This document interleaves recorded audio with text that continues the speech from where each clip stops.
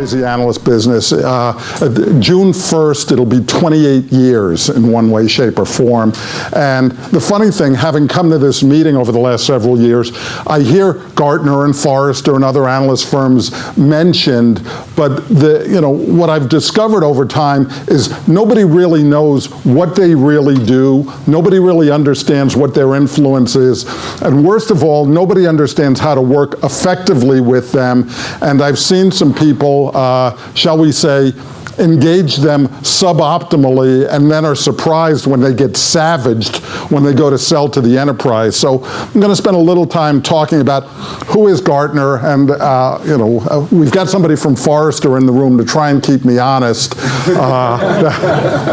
But it'll focus a lot on Gartner for a couple of reasons. One, my background. I spent 10 years at Gartner. I joined there in 1987. It was about a $15 million company at the time. When I left 10 years later, it was just short of $1 billion. So it was a really good 10 years. And they've missed me in the intervening 18 years, because in that time, I went from 15 million to $1 billion. Since I've been gone, they've merely doubled. Interesting trivia. For a long time, the day I left was the stock's all-time high. It was $42 a share. Several years after I left, and the internet bubble might have had something to do with it, but the stock went down to $7. And it's only in the last 2 or 3 years that the stock has gone above, where it was when I left. So I was there for some really great time. I've spent some time competing with them and spend a lot of time these days working with companies, to understand how to work effectively with Gartner. Now, why do they matter? They have huge influence. John had a panel, probably a year ago, a CIO panel, and I asked the question, how many of you are influenced by Gartner? And a number of them said, it's one of the things we consider. And a few people came to me and said, that's not the answer you wanted, right? And it's like, no client sits there and says, I do what Gartner or Forrester says blindly, or if they do, boy, are they in trouble, because listening to an analyst who's totally divorced from reality and an understanding of your business is a bad idea. But analysts have this huge influence. As a matter of fact, I spent a couple of years, I too spent some time on the PR side of this street, and very frustrating environment to work in. But one of the things we did was an IT purchasing survey.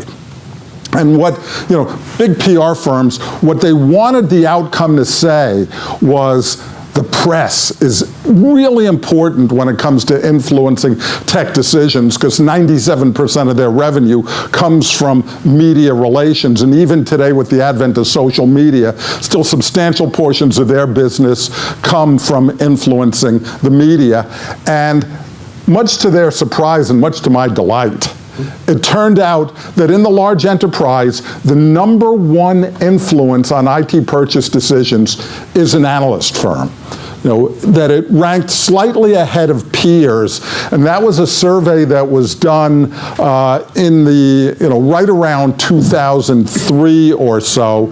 And they've done the survey most every year since. And in fact, I was corresponding today with the guy who's doing the survey, and he said, we haven't finalized the results, but the 2015 survey again shows analysts #1 in the large enterprise. Shockingly, though, even in the small and medium-sized space, they're a close #2. In the SMB space, as we were just talking about, there's a lot of peers. What do you think I should do? But analysts are a close second. When we first did the survey, this was shocking to us, because no SMB is a client of Gartner's. How is it that the analysts are the #2 influence in the SMB space when none of them are clients of the firm?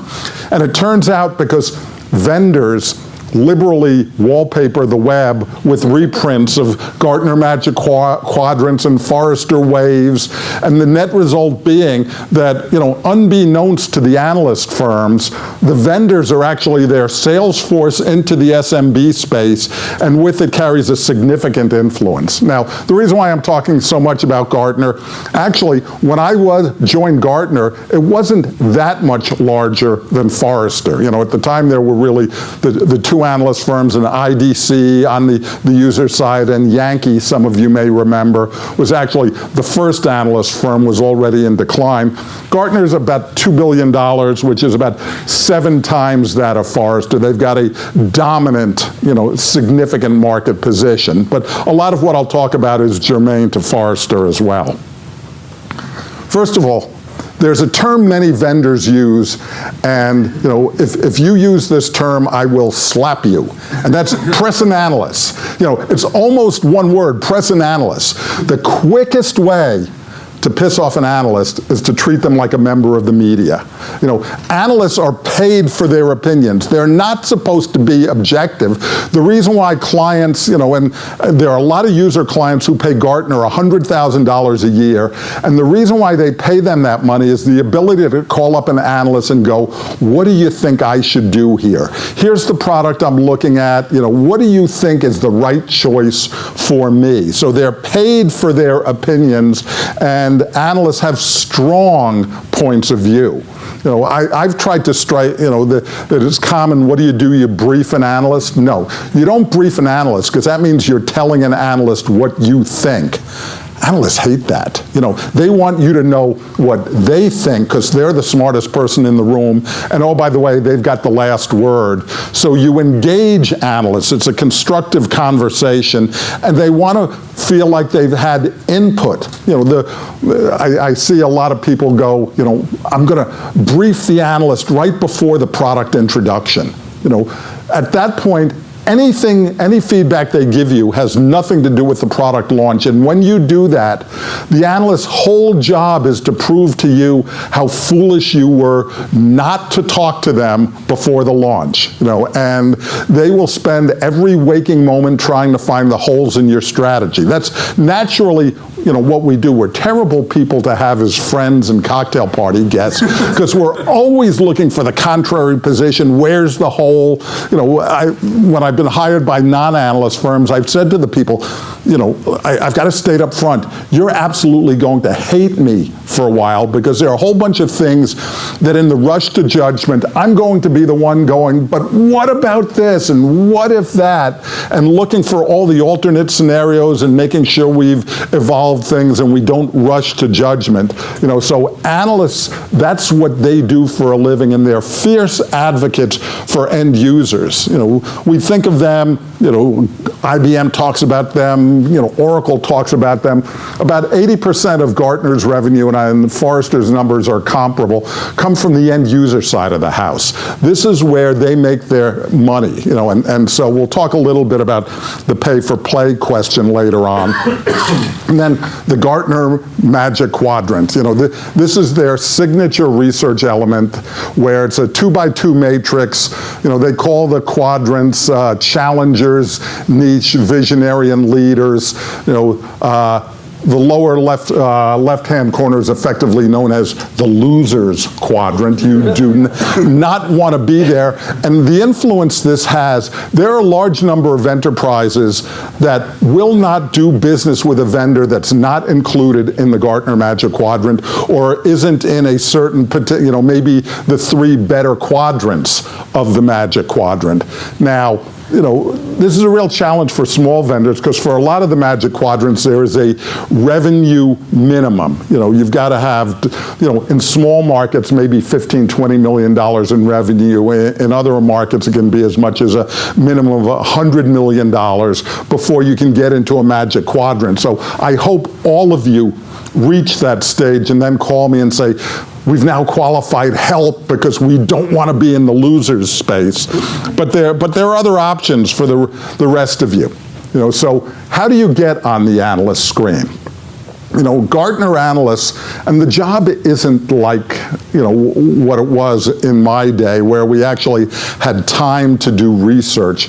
A lot of it these days is answering client inquiries, and the average Gartner analyst probably talks to 5 to 7 clients a day. I imagine you spend too much time, on the phone talking to clients, with the net result being what they've said, they'd love nothing more than to talk to vendors all day long, because you've got the really interesting stuff. Here's where I'm going to learn things rather than that mundane, I've got to support the business revenue. But Gartner's cut back.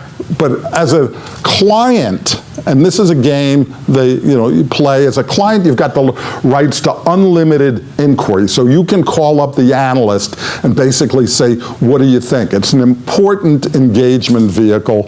And once you reach a certain size, becoming a client of one of the analyst firms is a worthwhile strategy to discuss when it comes to how am I going to influence the analyst. As a non-client, though, it's not like you get shut out.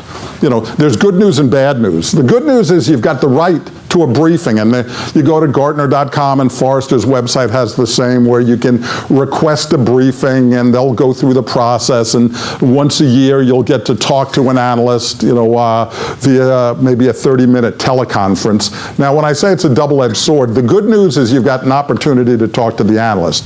The bad news is you are going to talk to the salesperson, and the salespeople in these firms are relentless, is probably a polite way of putting it. And again, I'll come back to the pay for play question, but the people who skirt that issue much more than reality is the salespeople who go, don't you really want the analyst to know what you're doing? And to do that, you really need to be a client. But you've got the opportunity to engage with them formally through their structures, informally at events. And then one of the things that's happened, because when I was there, we probably spent 90% of our time talking about large vendors.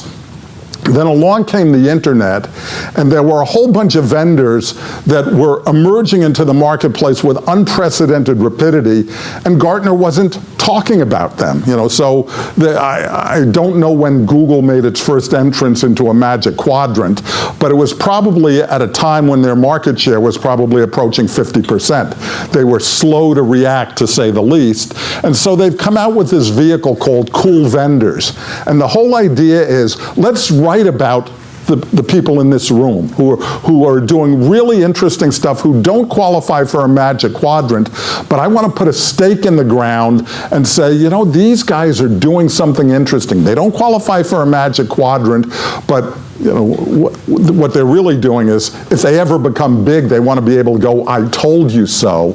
But the opportunity for you is, there's an analyst watcher firm called Kia. Yeah.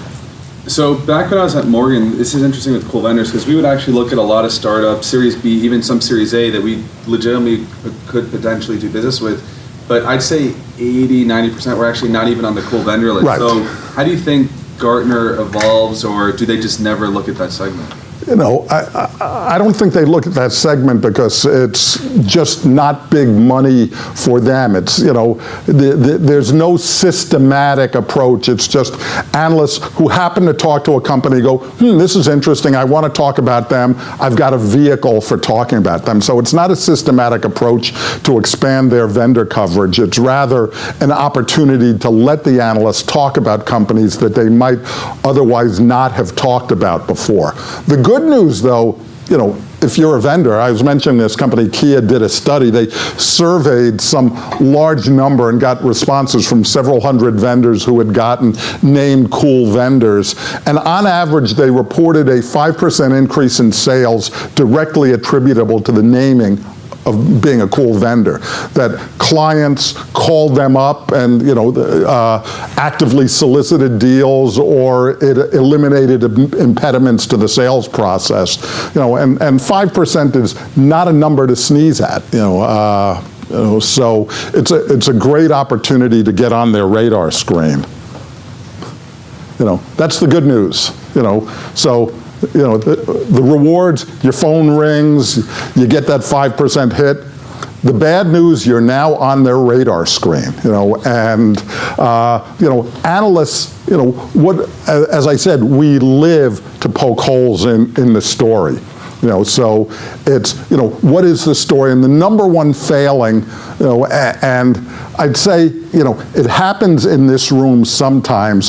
It happens in lots of briefings I've been privy to on both sides of the street, where technical founders come in and talk technology at a really deep level, and the analysts, for the most part, aren't deeply technical, and the clients with whom they're dealing aren't the ones who are deeply technical.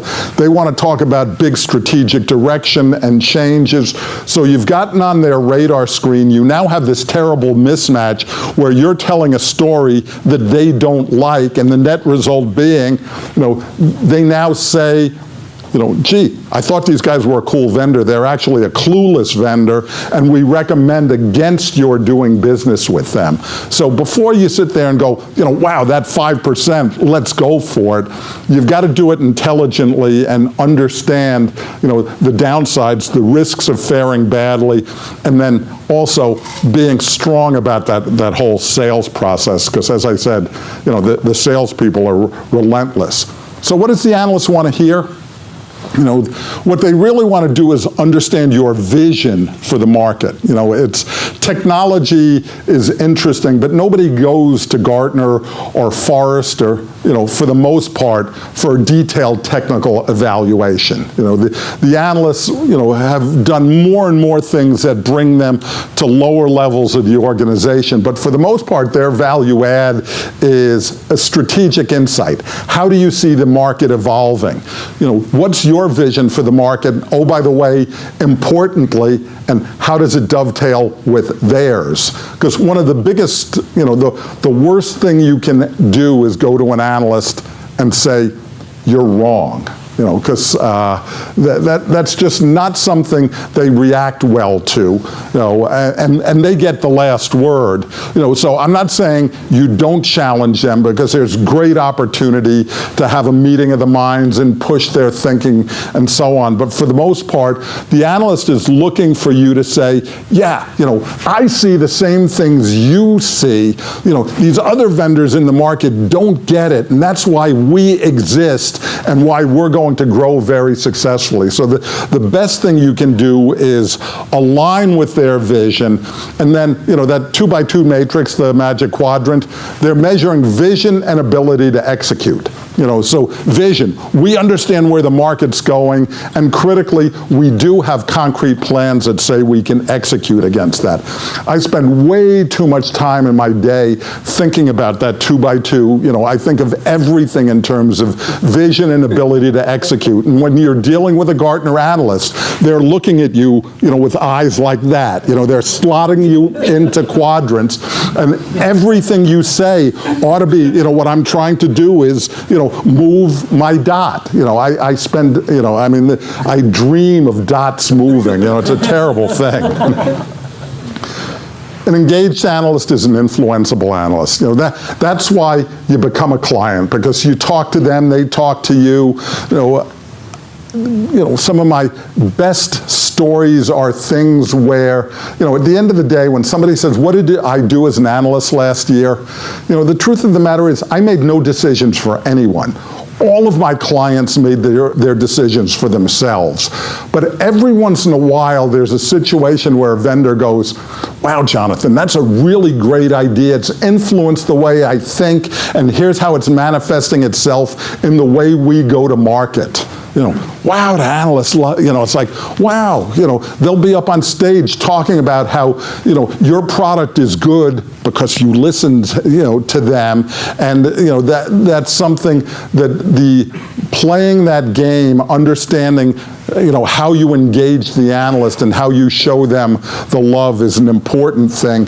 And they also want to engage with decision makers in the enterprise. One of the worst things people And I don't, if any marketing people in the room, I don't mean to denigrate your role, and there are great marketing people in the world, but analysts for the most part feel like, marketing people are outbound mouthpieces who are totally incapable of understanding what the analyst's saying.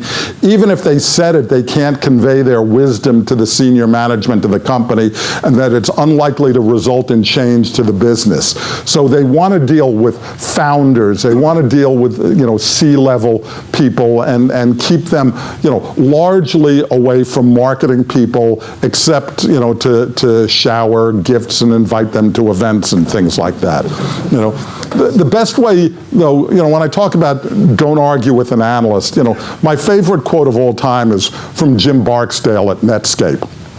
And Barksdale said, if we have data, let's go with the data. If we have opinions, let's go with mine. And that is the analyst credo, that I'm happy to argue with you, but if it comes down to your opinion versus my opinion, my opinion wins. I've got the right to write the report. If you can give me evidence, and that is another word I say way too often on my daily basis. I channel my inner Steve Ballmer, developers. I'm there, evidence. That's how you win the day, because we can argue about opinions, they're going to win. If you can sit there and say, here are the facts, here are third-party validation, and third-party, don't cite a Gartner analyst to a Forrester analyst or vice versa. That's a leading negative indicator. But if you've got third-party customers, here's why they're buying us. Here's why we win. Here are independent benchmarks that show the superiority of our solution. The evidence you tell is so important. So, you get the vision match, but the way you change their opinion is not arguing opinions, but presenting evidence. So aren't the analyst firms pay for play? And there have been actually 2 lawsuits in the last 5 or so years where vendors who fared badly in the Magic Quadrant felt that the reason why they fared badly must be that the large vendors are paying so much money to Gartner and Forrester that it inevitably influences their opinion. In my experience, number one, nothing is further from the truth, from an overt position. There is no analyst who sits there and says, wow, because that vendor pays my company a lot of money, I am going to be more friendly to them. It's against their personal credo, it's against, our very nature. Oh, by the way, it's bad for the business as a whole because users represent 80% of the revenue. But here's how that impression can be left. It's because, one, as I said, sometimes salespeople are going to say that to you. It's like, oh, you think you want to do well in that evaluation? If you're not a client, you don't really have the opportunity to do so. So there's some hidden bias there that the more money you spend, the more opportunities you have. But the reason why I say it's not pay for play, I've seen in my experience vendors spend very little money and get very good outcomes with the analyst firms. Conversely, I've seen vendors spend large amounts of money to ratify extremely negative outcomes. And all you have to know, in my days at Gartner, IBM actually sued Gartner and declared Gartner not an analyst firm but a competitor because they were so hurting IBM's business that they just, this was back in the big mainframe days, that Gartner cost IBM more money than Amdahl did, and so, the truth of the matter is you can spend a lot of money and get terrible outcomes, with the analyst firms. But the bottom line is, the more money you spend with them, it gives you the opportunity to yield greater outcomes. It just gives you more engagement opportunities, and used intelligently, it can get the best kinds of results. So, I hope I've cleared up some misconceptions, and given you something about what you can do with Gartner and Forrester, because I think the analyst firms are an underappreciated path to market for growing enterprise companies, and it's not just a playing field for the big guys, but you got to do it with your eyes open, because this isn't one of those things you can do half in. If you're going to work with analysts, you've really got to have a concerted effort and understanding of what it takes and how to do it effectively. Questions? So what is the right way to brief Gartner? You get your one free briefing a year if you're not paying for them. What do they want to hear from you? Or I'd say what you want them to hear from you, because what they want to hear is, the reason why they're interested in you at all is, okay, I've got a page count, I've got to write about a cool vendor, maybe you've got something interesting. So the truth of the matter is, they're not terribly interested in you, from the perspective, they could talk to 20 other small companies. But you've happened to reach out to them, so the way you get their attention is through this, okay, let me start with vision. I see something going on in the market. I see an unmet opportunity because, in many ways, that's the most exciting situation for an analyst. That if you're covering a market that's going like this, it doesn't take a Gartner or Forrest analyst to extrapolate that the market's going to go like that. Where they get their real big professional value and their personal stock within the company is identifying changes in the marketplace. So ideally, you've come into the market because you see an unmet need, that fits into some major trends. So, Internet of Things, security is great, for captive resources when, devices are measured in the hundreds. We went to phones and they were measured in the thousands and security started to break. IoT is going to break all of that and we think we've got a solution. You've now got the analyst's attention because what you've done is identified a big market change, an unmet need in the market, and they go, interesting, tell me more. You achieve that vision match, and then you go and say, and here's what we're doing about it. Here are the set of products we're delivering, here are the customers who are doing it, here are, the investors that have made bets on us, and then the analyst goes, wow, not only are these guys interesting because they see an unmet need, but they've actually got a chance. I ought to write about them because, they're somebody that's, captured my vision attention and has a real enough business that maybe they're one I want to, put a stake in the ground. So it's not so much what they're looking for, it's what you want to get out of it. Just a follow-up question. Sure. So you say they have very strong opinions. What is your chance of getting them to embrace your view of the world versus, is there a non-invented here syndrome? If they didn't discover it first, they're not going to believe it? Oh, very much so. Yeah. These are the people who invent TLAs. I was in the room when the term middleware was invented. That kind of thing. In spite of some vendors' attempt to trademark it. Fortunately, we saved our work product. But there's very much our job as analysts is to come up with frameworks and methodologies and the overarching views of the market. So what you want to do is influence theirs, shape theirs, and fit into theirs. So you can push it on the boundary, you can get them, but in many ways one of the best outcomes could be, if you're sitting there thinking, wow, I invented a new category. Vendors almost never get to define the categories.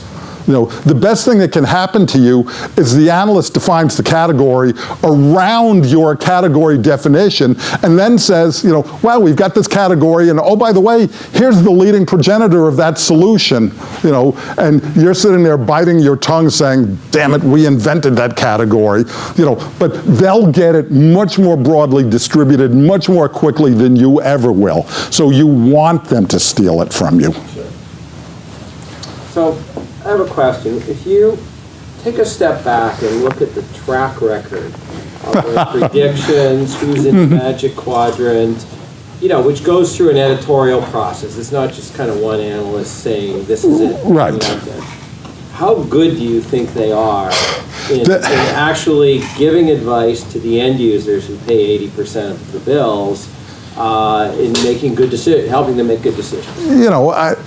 That's a really difficult question. There have been attempts made over the years to measure things, and some of the probabilities they assign are and the strategic planning assumptions they come out with are so impossible to define. Are they right? What I'd say is, in my experience, the analysts do very well in times, let's use Gartner's hype cycle as an example. Early in the hype cycle, they fare very badly. Gartner was, late to identify the internet, in all its ways. In many ways, that enabled Forrester, circa 2000 to make some significant inroads into the marketplace because they were slow. So there are changes, the big changes they tend to be slow on.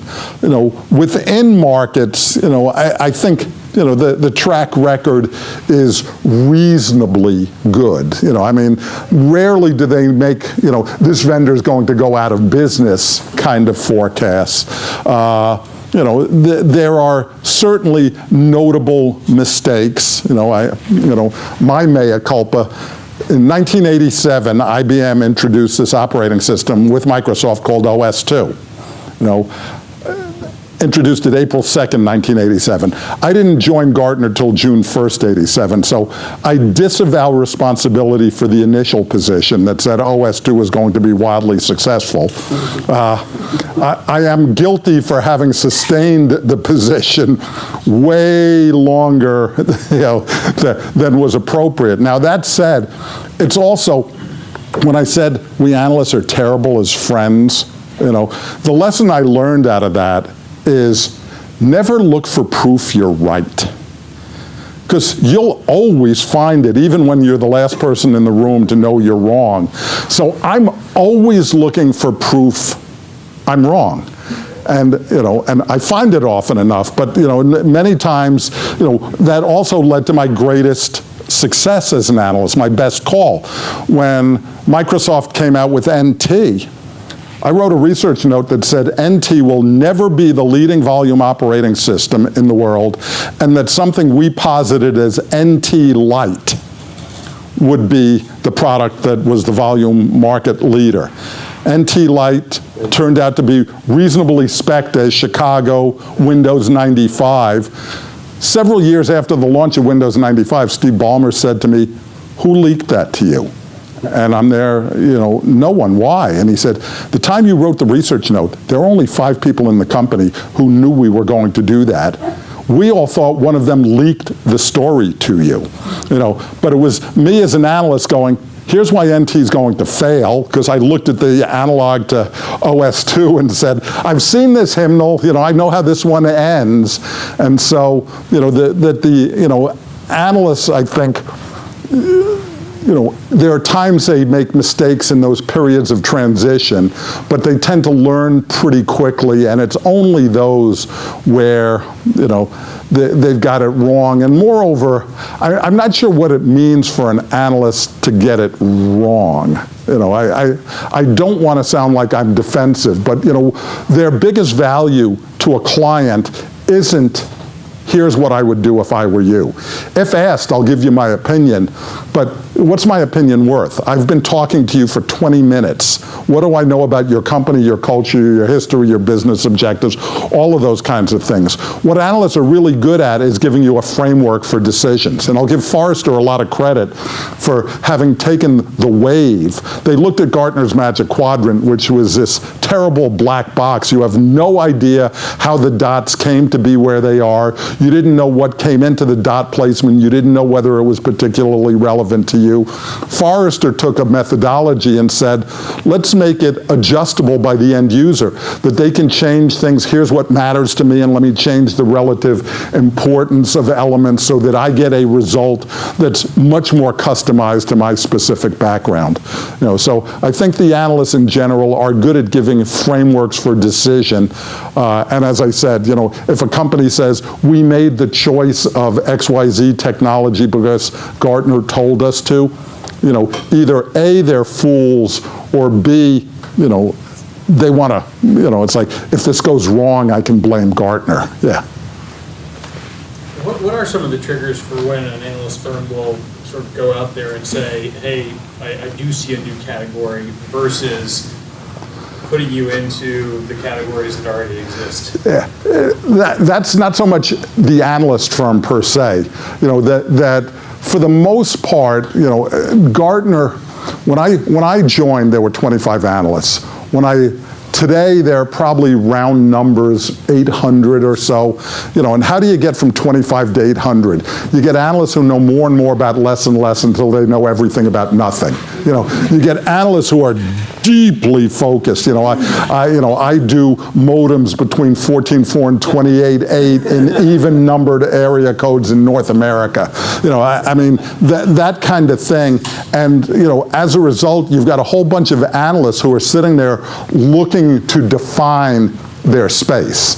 So when I left Gartner, there were probably 35 Magic Quadrants. There are hundreds of them today with geographical variations and stuff like that. So I think the answer isn't so much, every once in a while they at a high level go, what should our research architecture look like? What's the taxonomy? But most of that stuff comes from a bottoms-up phenomenon, where an analyst says, I see something new, I see an opportunity, there are 8 vendors who are doing this, I can come up with a Magic Quadrant that defines the space and evaluates those 8 vendors, and that's much more the process. It's a bottoms-up phenomenon. I have 2 questions.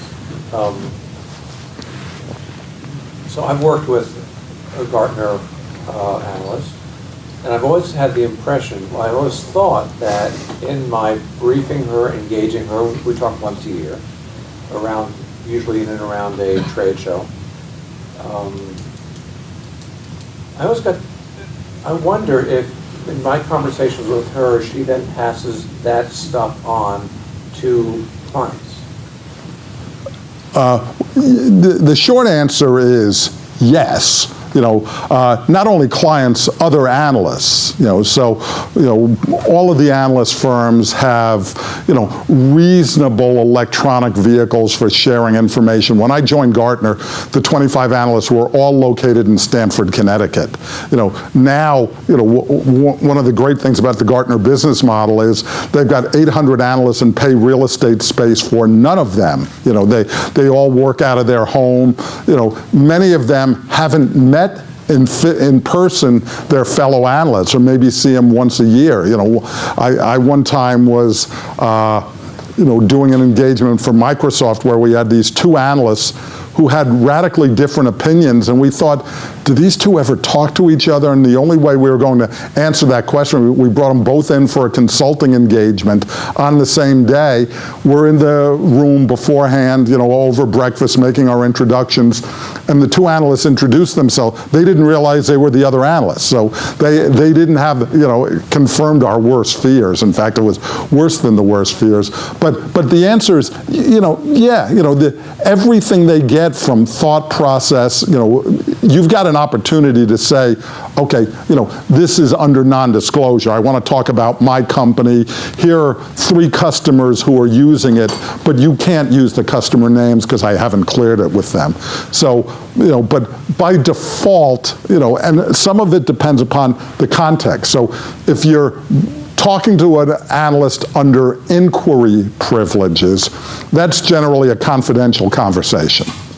If you're talking to them under a briefing context, unless you specify this is non-disclosure, this is embargoed to this period of time, yes, what you talk to them, is fair game for them to turn around and talk to the market. Time for one more.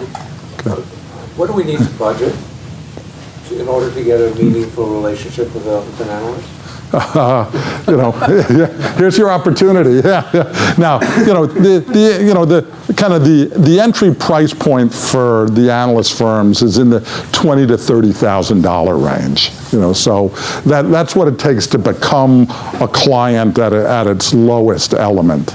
So that's the entry price point. The bigger commitment is that of executive time. With these Magic Quadrants, the company I do the work with, this company called the Skills Connection. Our whole business is helping vendors through the Magic Quadrant process.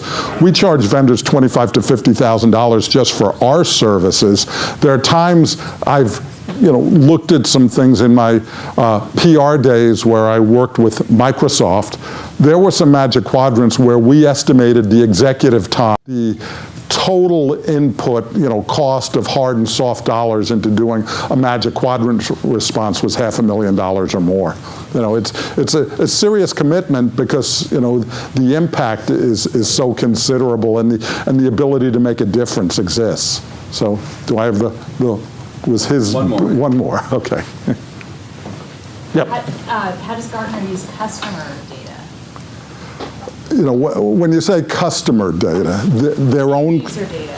their own customers or No, like end users who are testing these products. Who are okay. using Yeah. Most Magic Quadrants, as part of the Gartner Magic Quadrant evaluation process and also the Forrester Wave process, they ask you to provide customer references. And some of them they'll ask for as few as 3 or 5 customers. Others of them they'll ask for 15 or 20 references. And they will have those clients go complete an online survey, take 15 to 30 minutes, asking about the experience with the product and the experience with the company and those kinds of things. And on occasion, out of that, if there are answers that look anomalous, they may ask to speak to a couple of the clients in person. In fact, I'm actually, as part of my Skills Connection work, doing a webinar next week on, how do you, as a vendor, get a good reference program going, because oftentimes as part of the evaluation process, I find that to be by far the worst and most damaging one, where the salesperson goes, this is a really great customer, and the information the salesperson provides is really bad, or the salesperson provides, spoke to somebody high level in the company and said, yeah, we love it, and when it came time to fill out the survey, they handled it to the mid-level person who actually uses the product and has lost all his hair because of it and writes scathing reviews. So the answer is, the view they get from users is really an interesting slanted view and one of the challenges vendors have. Because never does a client call up a Gartner analyst and go, I wanted to talk to you today because I just want to let you know IBM's doing a damn good job, and I love what they're doing. No, that's not what the analyst hears. They hears, the company sucks, the product doesn't do this, they said it was going to do this, can you lean on them? Can you give me the idea when it might ever do that? So the analyst gets a really distorted customer view, even while they think they're getting great perspective because they talk to so many of them.